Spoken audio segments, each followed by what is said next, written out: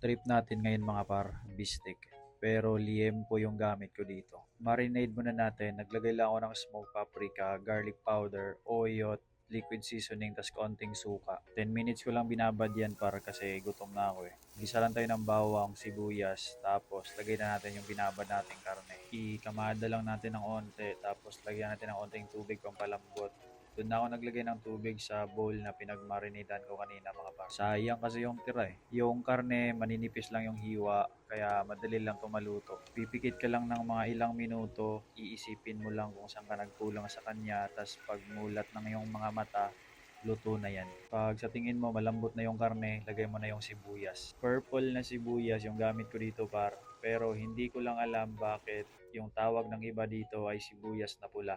Sa bagay, pure gold nga eh, kulay green. Luto na nga itong ating bistek mga par. At dahil dyan, nakasurvive na naman tayo. Kaya ikaw par, ano pang hinuhulat-hulat mo dyan? Huwag ka na magdugay-dugay pa. Kasi kung magdugay-dugay ka, hindi ka mananalo niyan. Panalo kayo.